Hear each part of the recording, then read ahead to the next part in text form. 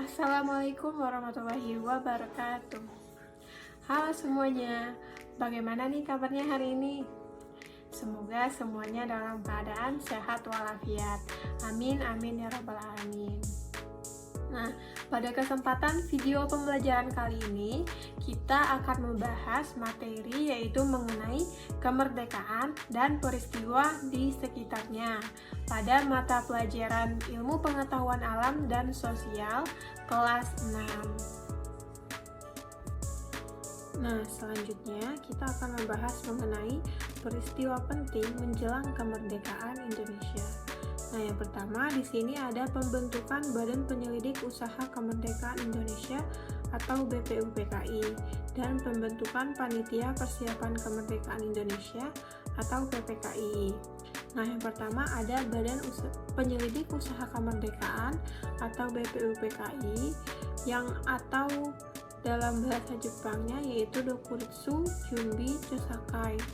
Nah, BPUPKI ini resmi dibentuk oleh Jepang pada tanggal 29 April tahun 1945, bertepatan dengan hari ulang tahun Kaisar Hirohito. Nah, sebelum membentuk BPUPKI, Jepang tengah dalam kondisi terdesak karena kalah di Perang Asia Pasifik pada akhir tahun 1944. Nah, di sisi lain, rakyat Indonesia pun gencar melakukan pemberontakan di berbagai daerah untuk menuntut kemerdekaan. Untuk keluar dari kondisi terdesak itu, Jepang akhirnya memutuskan untuk memenuhi janjinya dalam memberikan kemerdekaan kepada rakyat Indonesia.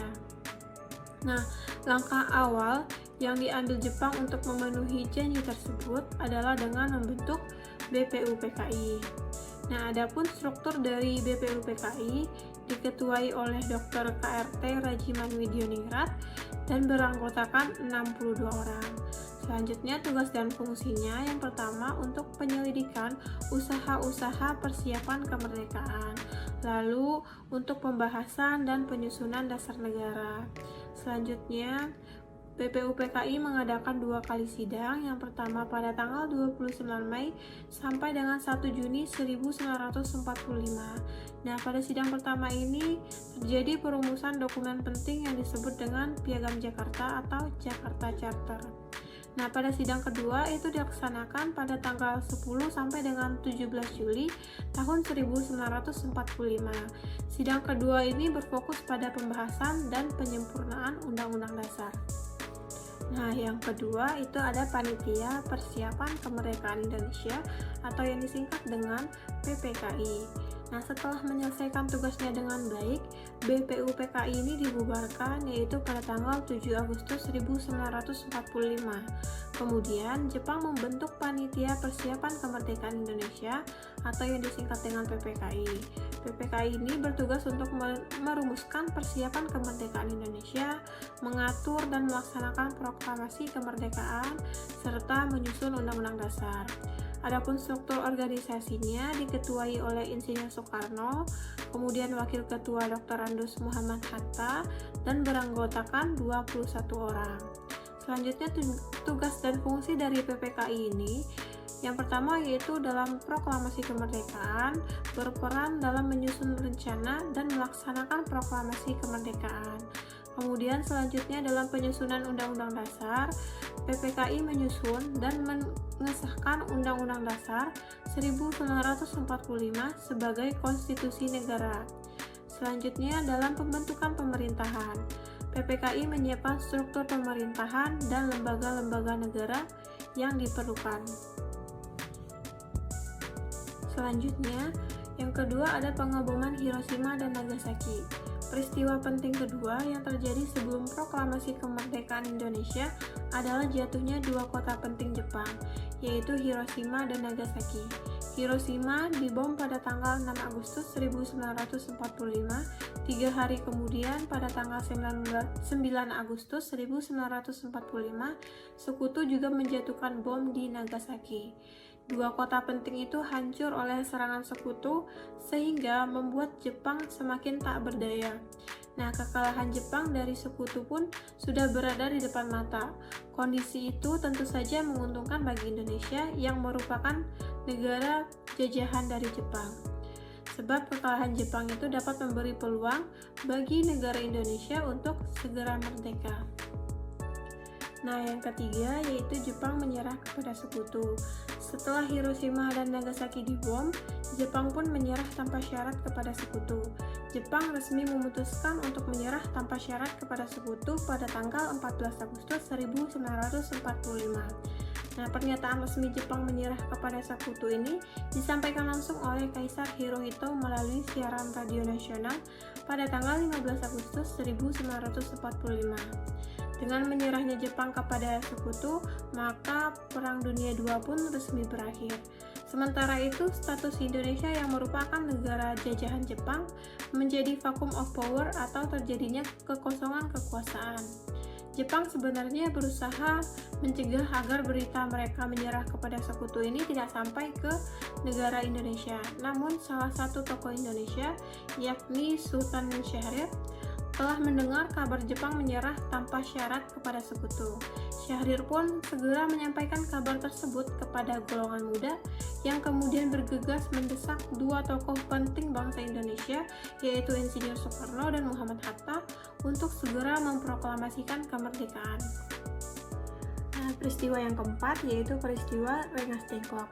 Nah, setelah mendengar kabar Jepang menyerah tanpa syarat kepada sekutu, golongan muda pun mendesak proklamasi kemerdekaan Indonesia untuk segera diumumkan. Namun, golongan tua berpendapat bahwa proklamasi kemerdekaan Indonesia sebaiknya dilakukan secara terstruktur dan mendapatkan pengakuan dari negara lain. Nah, perbedaan pandangan itu kemudian membuat golongan muda untuk berinisiatif menculik Soekarno dan Hatta ke Rengas Dengklok pada tanggal 16 Agustus tahun 1945. Nah, Soekarno dan Hatta dibawa ke Rengas Dengklok demi menjauhkan dua tokoh penting bangsa Indonesia ini dari pengaruh Jepang. Kemudian, penculikan Soekarno dan Hatta oleh golongan muda ini disebut sebagai peristiwa Rengas Dengklok. Nah, setelah berada 1 hari di Rengas Dengklok, Soekarno dan Hatta akhirnya setuju untuk memproklamasikan kemerdekaan Indonesia, yaitu selambat-lambatnya pada tanggal 17 Agustus tahun 1945. Nah, selanjutnya yang kelima ada penyusunan naskah proklamasi. Dari peristiwa Rengas Dengklok sebelumnya, Soekarno dan Hatta itu dijemput oleh Ahmad Soebardjo. Nah, kemudian mereka dibawa kembali ke Jakarta. Nah, setibanya di Jakarta pada dini hari tanggal 17 Agustus 1945, mereka singgah di kediaman Laksamana Tadashi Maeda untuk merumuskan teks proklamasi. Nah, penyusunan teks proklamasi kemerdekaan Indonesia terjadi di ruang makan rumah Laksamana Maeda. Di sana ada Soekarno, Hatta, dan Ahmad Soebardjo merumuskan teks proklamasi dengan disaksikan oleh Soekarni, B.M. Dyah Sudiro, dan Sayuti Milik. Nah, perumusan teks proklamasi di rumah Maeda juga disaksikan salah satu tokoh Jepang, yakni Miyashi, yang merupakan orang kepercayaan Somobuko atau kepala pemerintahan umum. Nah, Mayor Jenderal Nishimura dan juga Mayor Jenderal Nishimura. Nah, sementara itu tokoh-tokoh lain baik dari golongan tua maupun golongan muda menunggu di serambi muka rumah Laksamana Maeda. Nah, rumusan teks proklamasi ini ditulis tangan oleh Soekarno. Adapun penyusunan konsep teks proklamasi selesai saat menjelang subuh. Nah, setelah itu Sayuti Milik pun menyalin teks dan mengetik naskah proklamasi di mesin ketik milik Mayor Dr. Hermann Kandeler yang diambil dari kantor perwakilan Angkatan Laut Jerman.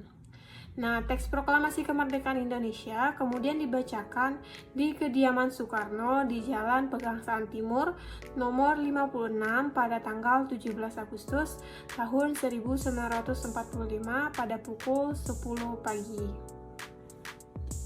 Nah, selanjutnya di sini ada tokoh-tokoh dalam periodisasi kemerdekaan. Yang pertama pada periode tahun 1908, yaitu adanya kebangkitan nasional melalui berdirinya Budi Utomo. Nah, tokoh penting pada periode ini termasuk Dost Daker, Sultan Syahrir, dan Soekarno yang aktif dalam politik dan organisasi kemerdekaan.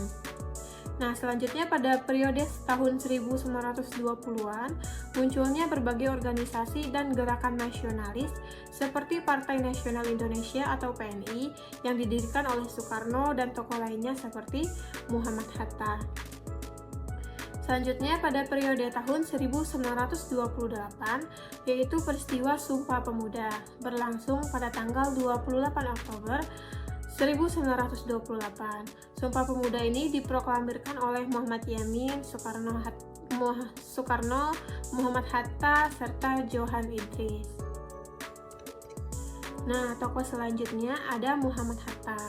Perannya yaitu sebagai wakil presiden pertama Republik Indonesia dan berkontribusi dalam bekerja sama bersama Soekarno untuk memproklamasikan kemerdekaan. Selanjutnya ada Sudirman. Nah, perannya di sini yaitu sebagai jenderal dan pimpinan militer Indonesia.